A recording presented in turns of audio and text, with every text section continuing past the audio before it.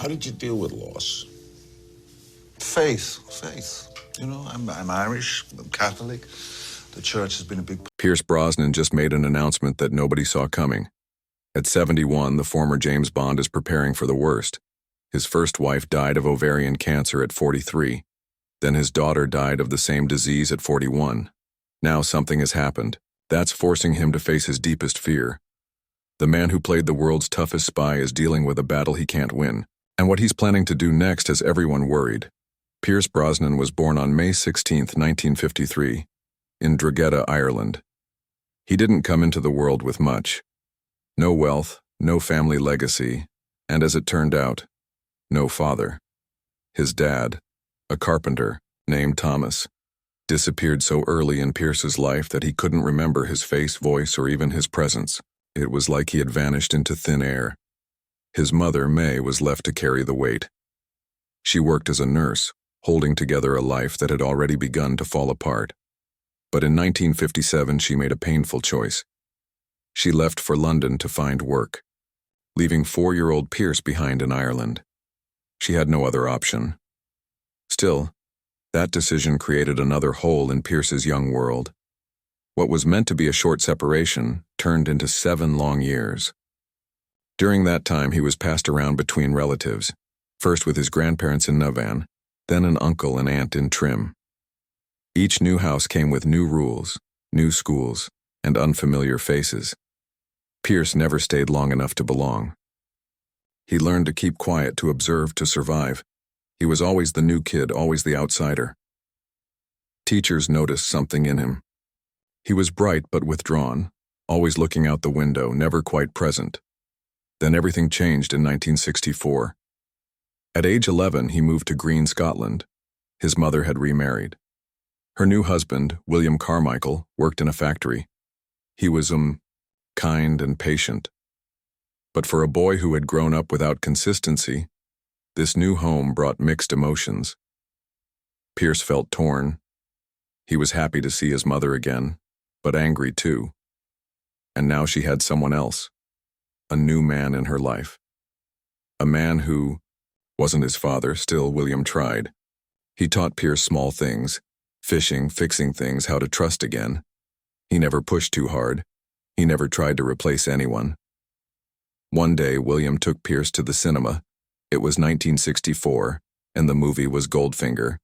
Sean Connery as James. Bond lit up the screen. That night changed everything. Bond wasn't just a character to Pierce. He was the opposite of everything Pierce had felt. Bond was strong. Bond was confident. Bond was in control. And Pierce wanted to be just like that. By age 16, Pierce made another bold move. He dropped out of school in London and enrolled in St. Martin's School of Art. He didn't have money or a clear plan, just a passion for painting.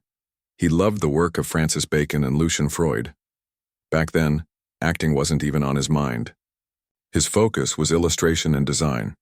He survived on toast and tea while his classmates came from wealthier homes. He was determined to prove he belonged. But fate had other plans. In 1971, while still studying art, Pierce stumbled into a theater workshop in South London. He saw a fire eater practicing his act. Instead of walking away, Pierce asked if he could try. That one spontaneous moment rewrote his future. The group noticed something in him, a mix of bravery and natural presence. They invited him to join. He had never acted before. But now, everything started to click. Just like Bond, he had entered a world of risk and charm. Soon after, Pierce joined the Drama Centre London. For 3 years, from 1973 to 1976, he trained harder than ever before. The school was intense. More than 60% of students dropped out. The teachers were tough. They broke students down to rebuild them. Some quit, some had breakdowns, but Pierce pushed through. He worked side jobs. He studied Shakespeare. He even trained in mime and circus acts. It cost $200 a year, a fortune back then. But Pierce never gave up. In 1976, he got his first real break, a stage play called Wait Until Dark. It was a thriller, and Pierce played a character that made people uncomfortable. The director saw something cold in him, something unsettling. That edge worked. A year later, he took on a bold role in a difficult Tennessee Williams play, The Red Devil Battery Sign. The play had flopped in America, but Pierce brought it to life in London. Critics praised his performance. Suddenly, people were noticing. He moved to film next. In 1980, he had a blink-and-you-miss-it role in The Mirror Cracked alongside Elizabeth Taylor. He was on screen for less than 30 seconds. He earned just $50. But it was a start. That same year, he appeared in The Long Good Friday with Helen Mirren and Bob Hoskins. He played a minor IRA character. The movie wasn't a hit right away, but over time, it became a cult classic. And there Pierce was, quietly building his path to stardom. In 1982, Pierce Brosnan was barely known outside of the UK. He had done some British TV and theater work, but nothing major. Then something unexpected happened. He auditioned for a small role on a new show called Remington Steele, not as the lead, but as a murder victim. That could have been it. One scene and done. But NBC's casting director saw something in him. They saw charm, screen presence, something magnetic. So they called him back, not for a minor part, but for the lead role. That decision changed everything. The original plan for Remington Steele was a seasoned American con man in his 50s. Brosnan was 29, young, Irish, and unknown in the United States. Still, the producers took a gamble. Over 200 actors auditioned, many of them well-known Americans. Brosnan got the role. His Irish accent almost cost him the part. Executives feared American viewers wouldn't accept a foreign lead. But once he stepped into the role, he was Remington Steele. Cool, smooth, mysterious. And audiences loved him for it. The show premiered on October 1st, 1982. Right out of the gate, it was a hit. NBC's second highest-rated new series in its first year alone. 15.6 million people tuned in each week. But it wasn't a smooth ride. The show was actually canceled after its fourth season in 1986. Fans were furious. The studio changed its mind. It came back for one last run. The final episode aired in February 1987 and drew nearly 26 million viewers. That's the kind of send-off most shows only dream of. At its peak, Remington Steele was making NBC over $50 million a year just from advertising. International sales added another $200 million. The show aired in more than 80 countries, and something strange happened in America.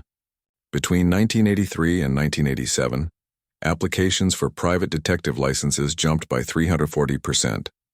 Brosnan's cool, clever character had clearly struck a nerve, but success came with a price. Only 2 months after the show started airing, critics were already saying Brosnan should be the next James Bond. In January 1983, Entertainment Weekly called him the most Bond-like actor since Sean Connery. Just a few months later, Bond producer Albert "Cubby" Broccoli reached out. He was watching, and he was interested. By 1984, the speculation exploded. NBC leaned into it. Their marketing hinted at Brosnan's secret agent vibe. TV Guide ran a cover with him asking, "The next 07?" Even Ian Fleming's widow, Anne Fleming, publicly said that Brosnan looked and acted exactly like what her husband had envisioned for Bond. At the same time, Brosnan was getting serious critical recognition. That same year, he was nominated for a Golden Globe for his role in Nancy Astor. It was only his second major TV role. He was up against legends, Anthony Hopkins, John Gielgud. Still, Brosnan nearly won.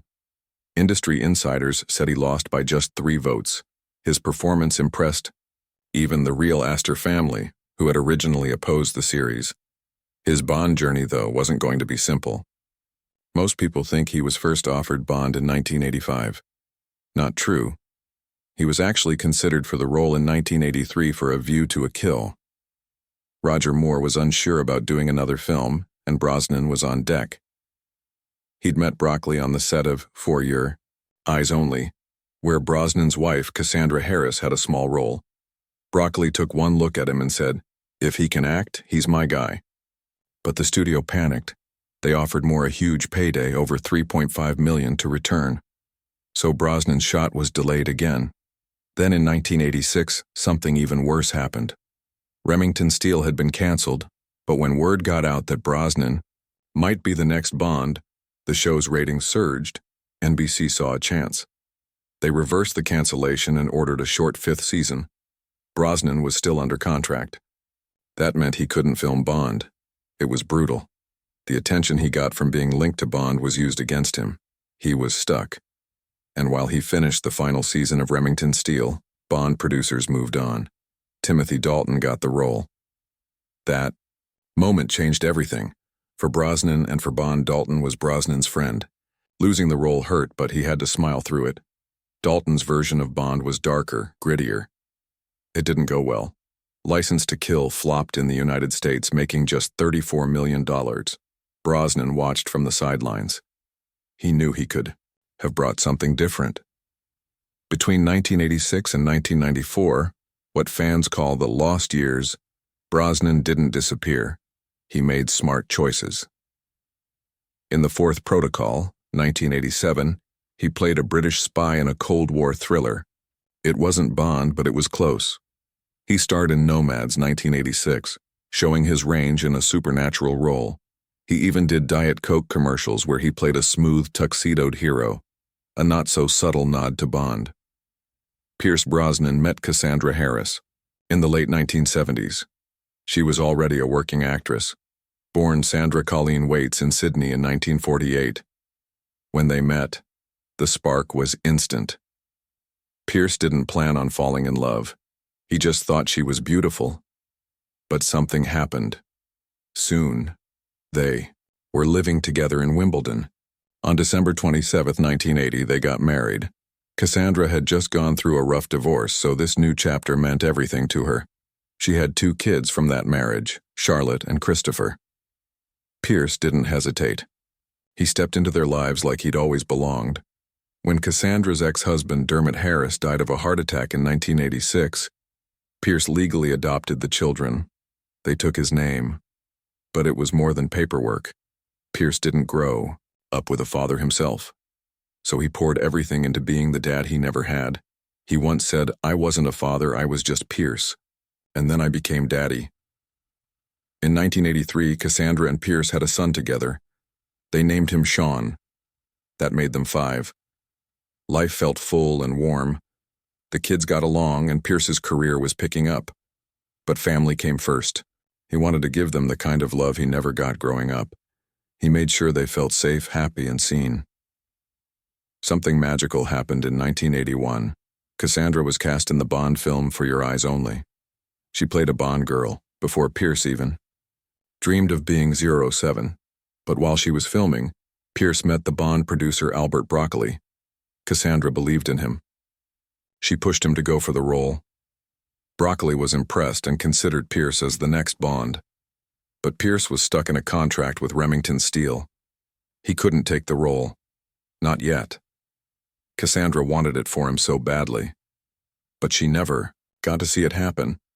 In 1987, everything changed.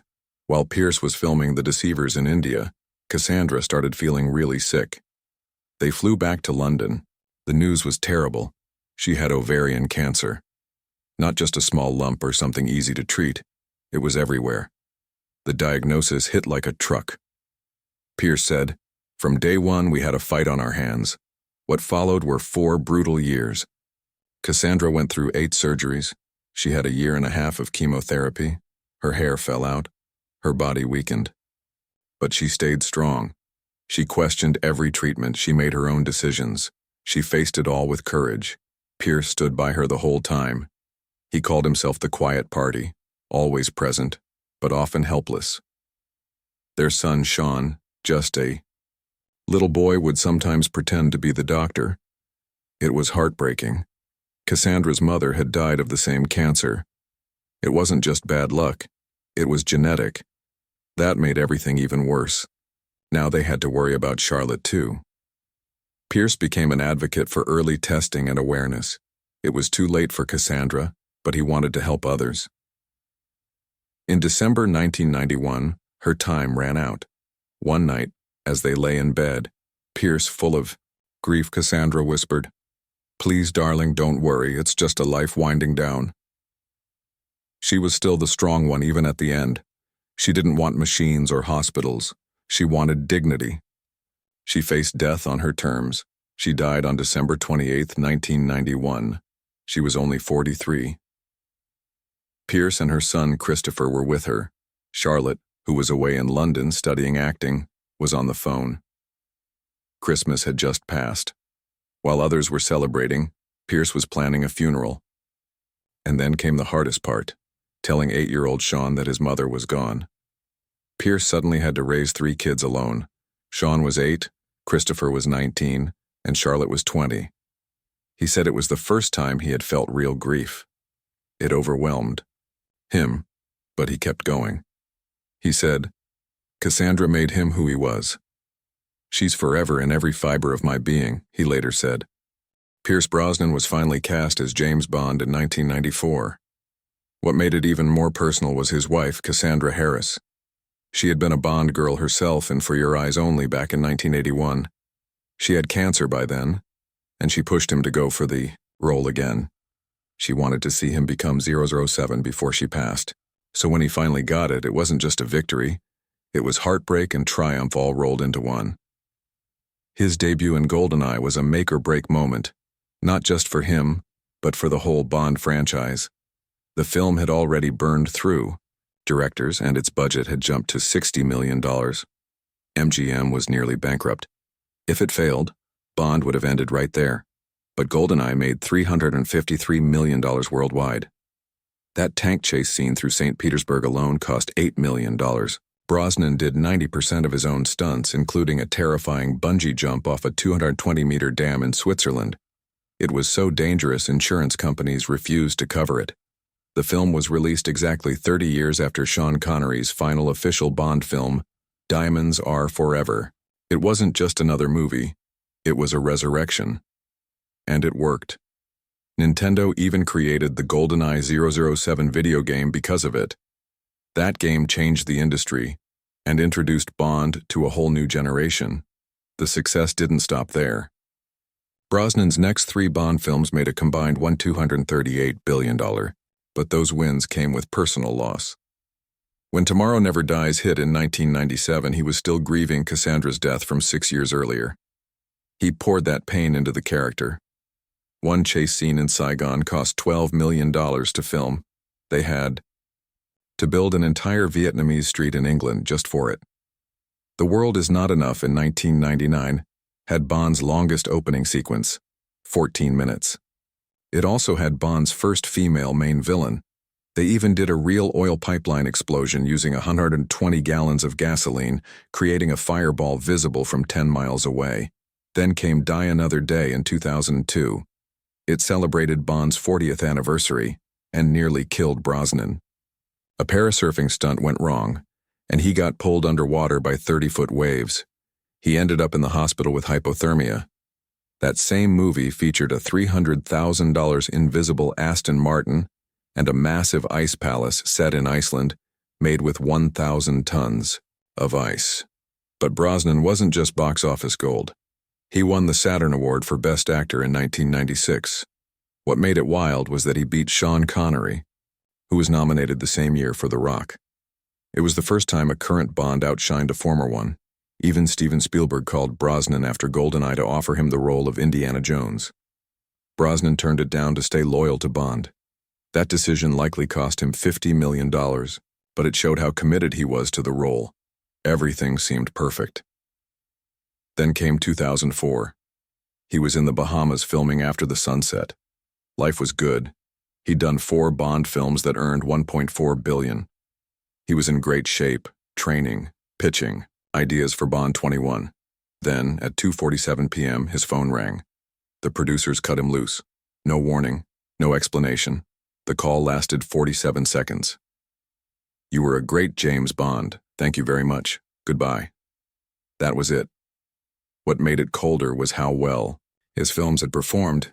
Die Another Day had made $431.9 million, the most ever for a Bond movie at the time. But producers had already decided they wanted a younger Bond. They waited until he was alone and vulnerable to deliver the blow. In just 3 days, everything changed. 3 movie deals disappeared. Studios backed out. Internal emails later showed he was seen as too Bond and hard to cast in anything else. His asking price dropped from $12 million to $3 million. He had to let go of 12 staff members. He went into a deep depression. His kids saw him cry. When the Casino Royale trailer came out, that moment hit him hard. His role had been handed off, without even a goodbye. Turns out the producers had been screen testing other actors for 2 years while pretending they still believed in him. That betrayal stung more than the firing itself. But there was something else happening. Back in 1994, just a few months before he officially became Bond, something unexpected happened.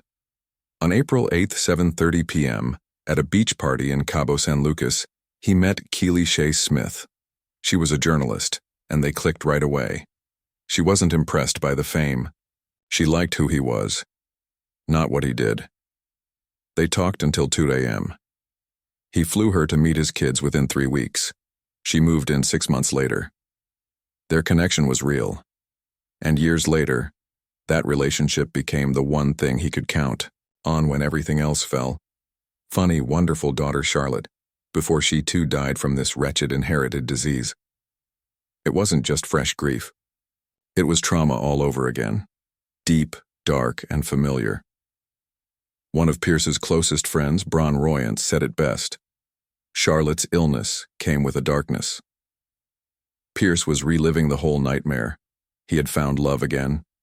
He had married Keely Shaye Smith in 2001 and started a new family with 2 sons, Dylan and Paris.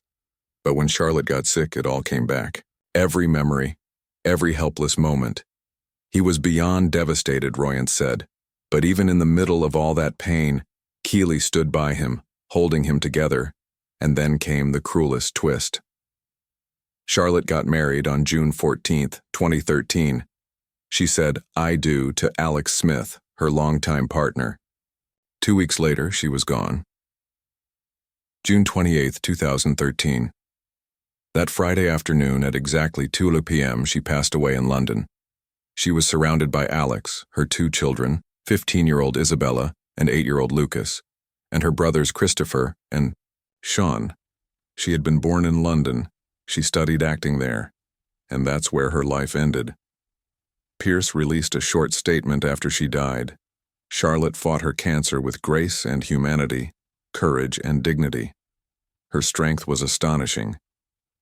Even in her final weeks, she arranged her wedding. She wanted her children to see that love still mattered.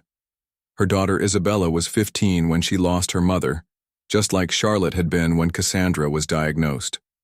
Lucas was 8, the same age Pierce's son Sean had been when his mother died. The echo of history was almost too precise, too cruel. Friends said Charlotte was the kind of mother who put everything into her kids. Her friend Claire Beckwith remembered her saying she didn't care about acting anymore. "This is my family," she said. "I want to give them all the love I can." And just like that, Alex Smith went from newlywed to widower in 2 weeks. Now he had to raise 2 children who had just watched their mother disappear. Pierce, now a grandfather, stepped in, grieving all over again, but also trying to be strong for the ones left behind. But not all of Charlotte's siblings found a way to cope. Christopher Brosnan fell hard after Cassandra's death in 1991. He was only 19. He had promise. He worked on Pierce's Bond films like Tomorrow Never Dies and The World Is Not Enough, but the pain caught up with him. By 1996, he was fined $1,000 for drunk driving. A year later, he went to jail for 3 months for doing it again. Then came drugs, GHB, heroin. He collapsed outside a London club and slipped into a coma. In 2012, at age 32, he was arrested again, this time for heroin possession. He'd become part of the Brixton drug scene, a long way from Hollywood, a long way from who he used to be. In June 2024, Christopher made his first public appearance in 20 years. Paparazzi spotted him outside a grocery store in London, gaunt, alone, 51 years old. Meanwhile, Keely Shaye Smith had been fighting her own battle for years. The tabloids mocked her weight. They showed before and after pictures comparing her young body with how she looked after motherhood. Trolls flooded the internet. Pierce wasn't having it. He defended her in a now-famous post. "I love every curve of her body. She is the most beautiful woman in my eyes. And also because she had our 5 children." Keely, now 61, dropped 100 lb in 2024. No surgery. No shortcuts. Just walking, swimming, whole foods, and patience. Most of all, self-respect. Gratitude. She wrote online, "For all my body has given and accomplished in 60 years. In August 2024, she and Pierce celebrated 23 years of marriage, 31 years since they met. Through tragedy, scandal, and grief, they stayed strong. At their anniversary, Pierce called her his North, South, East, and West. Keely replied, "You are the finest, loveliest, tenderest person I have ever known." They were just seen supporting George Clooney's Broadway debut in April 2025. Keely in a black lace dress, Pierce still charming, still steady. Despite everything, he keeps working. He was cast as Dr. Fate in Black Adam in 2022. The director said Pierce had the perfect mix of power and calm. At 71, he's still one of the coolest men in Hollywood, but more than that, he's a fighter. He's used his pain, turned it into purpose. He's an advocate now, a UNICEF ambassador since 2001. He's marched with Greenpeace, spoken out against nuclear testing, raised money for cancer awareness. He once boycotted the GoldenEye premiere in France to protest nuclear weapons. When Charlotte was sick, he said he'd do anything, call anyone, go anywhere, beg if he had to. He just wanted her to live.